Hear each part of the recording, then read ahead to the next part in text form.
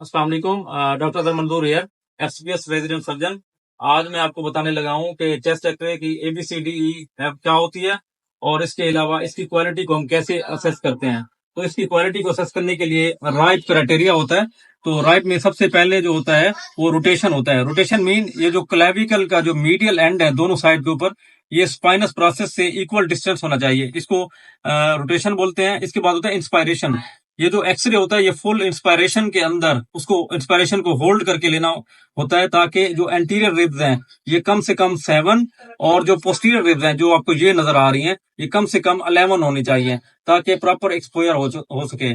और इसके बाद होता है पोजीशन। पोजीशन मीन AP या PA या लेटरल व्यू होता है। तो पूरी दुनिया के अंदर एक यूनिवर्सल लॉ है कि अगर कोई एक्सरे PA व्यू होगा तो उसके ऊपर मेंशन नहीं होगा। तो जब भी अगर लेटरल या AP कराया जाता है तो उसके ऊपर मेंशन किया जाता है, जैसा इस एक्सरे के अंदर AP व्यू मेंशन किया गया है।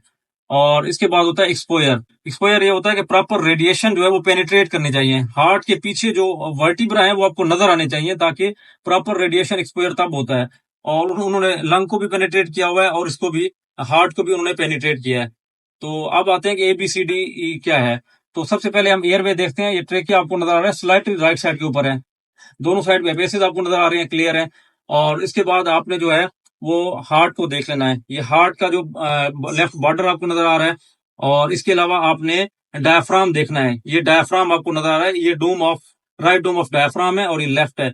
जो राइट डोम ऑफ डायफ्राम है स्लाइटली अपवर्ड होता है लीवर की वजह से, इस तरफ ये डाउनवर्ड है।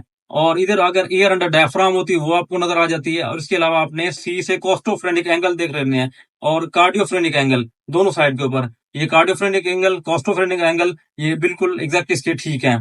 और इसके अलावा जो है प्रॉपर इसका एक्सपोजर होना चाहिए from skin to skin, soft tissue, muscle और बोन, हर चीज को इसने एक्सपोज किया है।